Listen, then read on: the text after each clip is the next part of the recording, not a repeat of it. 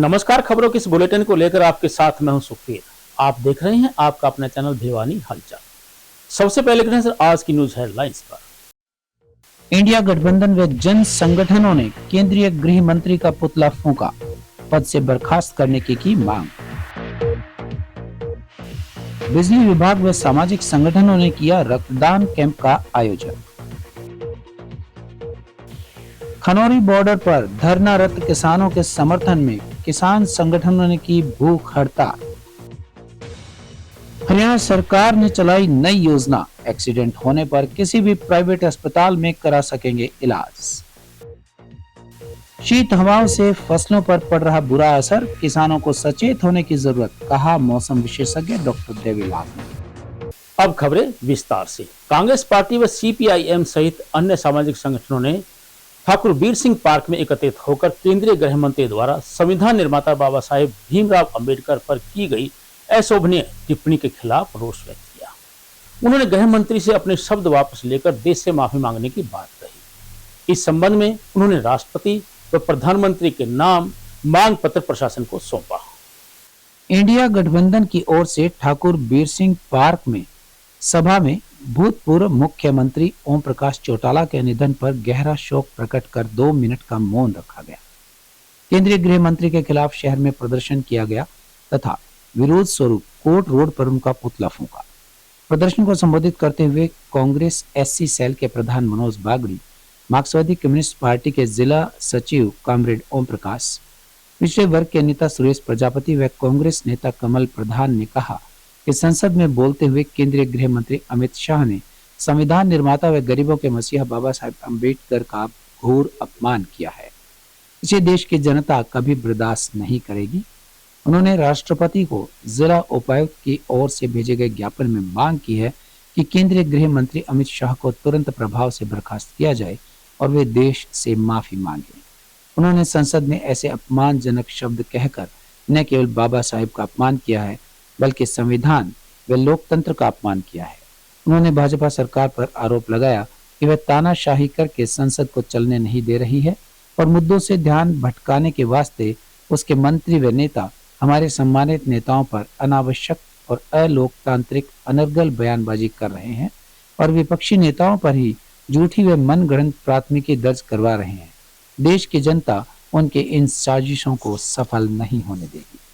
भारत के गृह मंत्री के द्वारा जो बाबा साहब डॉक्टर भीमराव अंबेडकर जी के प्रति जो अपमानजनक टिप्पणी की है, उसमें हमारी पार्टी कांग्रेस पार्टी और पूरा NDA जो हमारा इंडिया का जो गठबंधन है, पूरे के पूरे ने उनकी पूरा का पूरा उनका विरोध किया है। और उसी के सिलसिले में आज भिवानी में हमारे सभी साथियों, कामरेड साहब और हमारे जितने भी कांग्रेस के अग्रणी संगठन है, सब साथियों ने आज अमित शाह का पुतला फूंका है। शहर के प्रबुद्ध नागरिक, कांग्रेस पार्टी, कम्युनिस्ट पार्टी के लोग, मार्क्सवादी कम्युनिस्ट पार्टी के लोग यहाँ आए हैं। महिला शक्ति भी हमारे साथ है। हम जो जिस तरह का बाबा साहब अम्बेडकर का केंद्रीय गृह मंत्री ने पार्लियामेंट में बोलते हुए अनादर किया, अपमान किया है और एक जो भाषा इस्तेमाल की है वो बहुत ऑब्जेक्शनेबल भाषा है। और ये उनके मन में जो है इस संविधान के प्रति, बाबा साहब के प्रति, वो उन्होंने झलका दिया पार्लियामेंट में और वो पार्लियामेंट को चलने नहीं दे रहे, अडानी को बचाना चाहते हैं।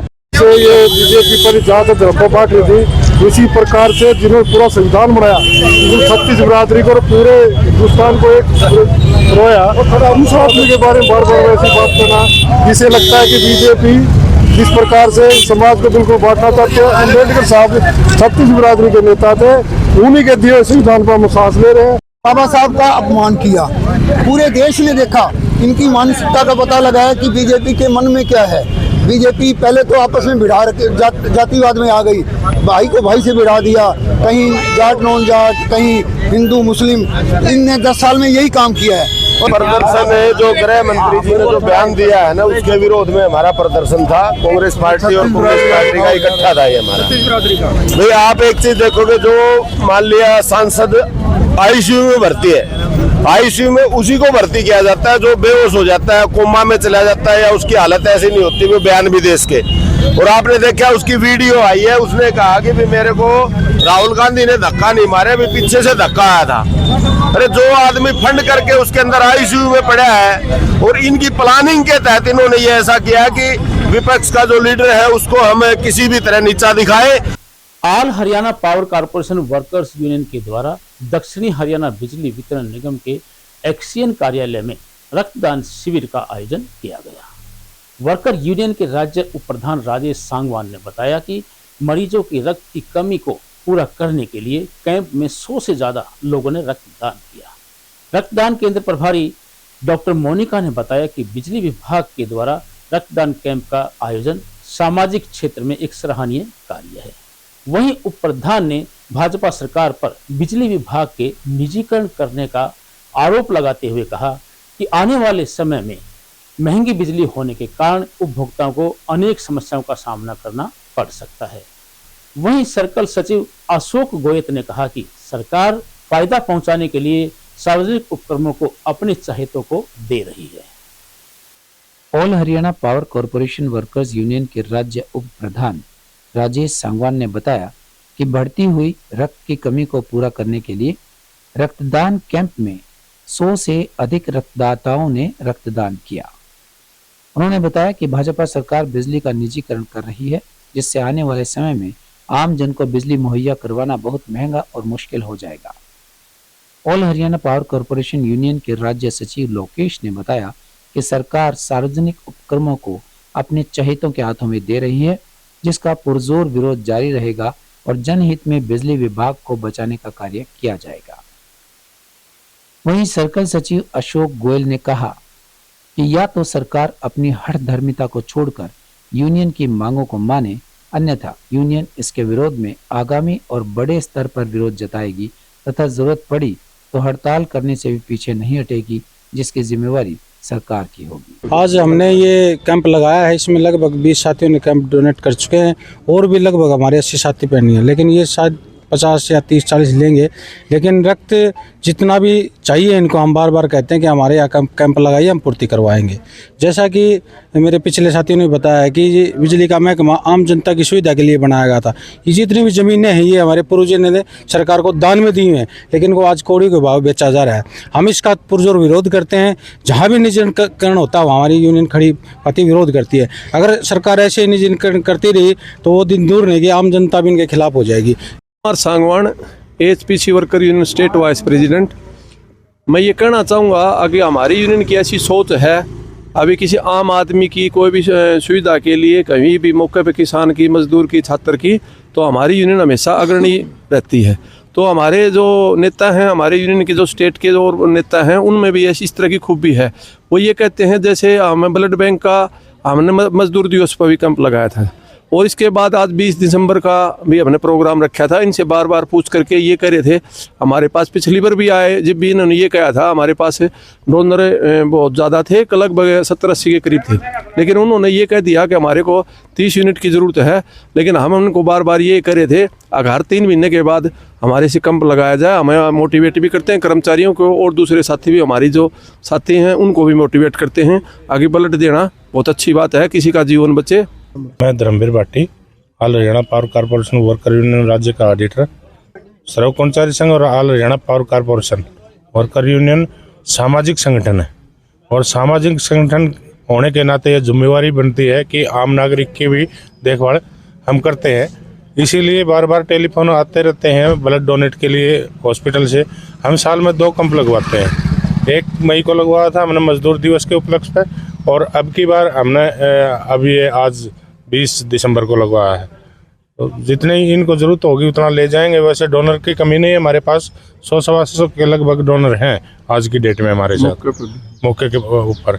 ये कितना लेना चाहते हैं इनको कह दिया हमने, जितना आपने उचित लगे उतना ले लो।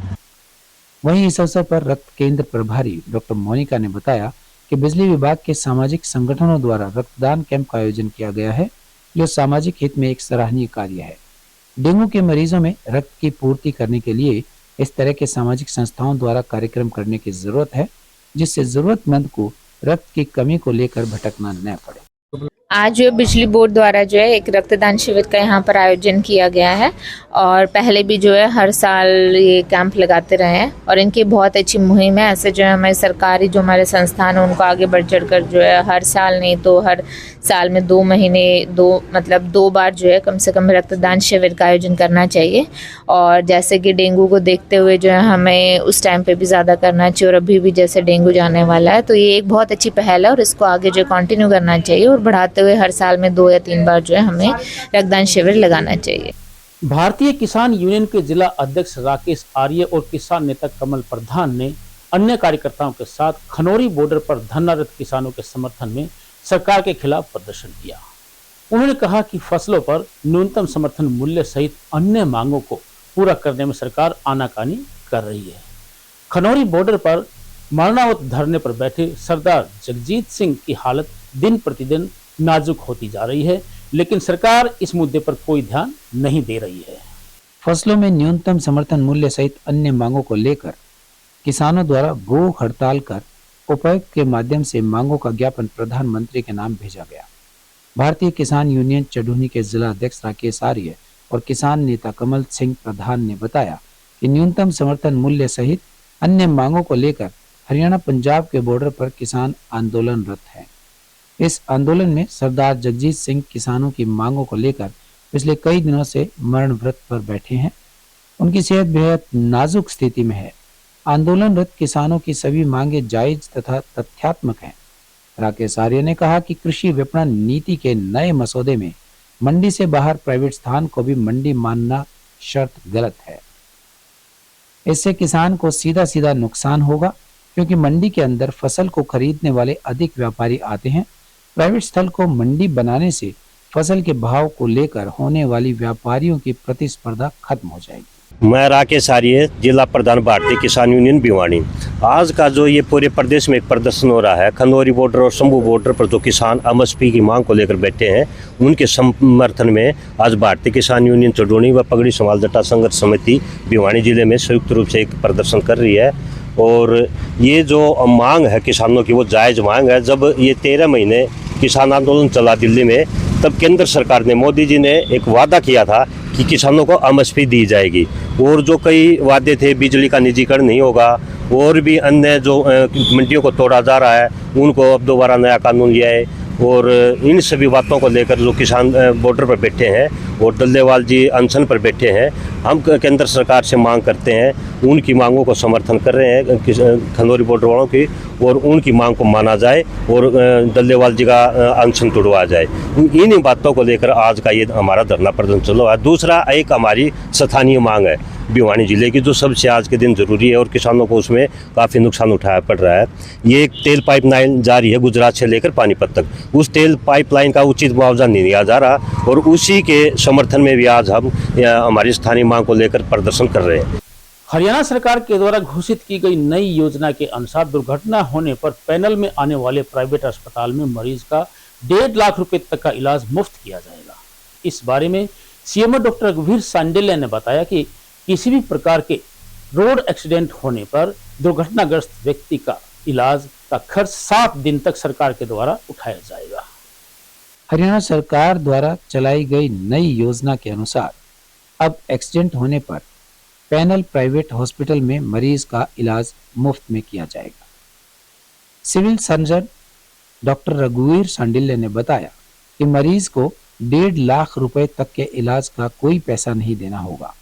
उन्होंने कहा कि कोई भी रोड एक्सीडेंट होने पर 7 दिन तक सरकार उसका खर्चा उठाएगी। उन्होंने कहा कि पैनल हॉस्पिटल की लिस्ट आरटीएस की टीम 112 और 108 को भी दी गई है। उन्होंने कहा कि पहले मरीज को सरकारी अस्पताल में ले जाते थे, जिस पर कई बार मरीज की जान चली जाती थी, पर अब जो नजदीक पैनल हॉस्पिटल होगा वहां पर मरीज को ले जा सकते हैं और इसका फायदा हादसे में घायल हुए मरीजों को होगा। द्वारा एक नई योजना चलाई गई है कि जो भी दुर्घटनाग्रस्त पेशेंट होते हैं उनको 7 दिन तक फ्री ऑफ कॉस्ट सुविधा फ्री कर दी गई है। इसमें 1.5 लाख तक का खर्चा सरकार फ्री ऑफ कॉस्ट करेगी। सर, जो पेशेंट होते हैं उसका एक भी खर्चा नहीं लगेगा। इसमें सरकारी हॉस्पिटल के साथ साथ में जो पैनल अस्पताल हैं उन पर भी ये सुविधा उपलब्ध है। सरकार ने कुछ दिन पहले डायलिसिस की सुविधा फ्री की थी।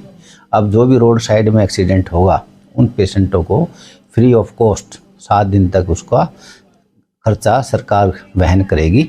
और तो इसके द्वारा सभी लोगों को सूचित कर दिया गया है कि जो हमारे पैनल अस्पताल हैं वो भी हमारी 112 जो आरटीएस की जो टीम है 108 है 112 है, उनको भी हमने पैनल अस्पतालों की लिस्ट दे दी गई है।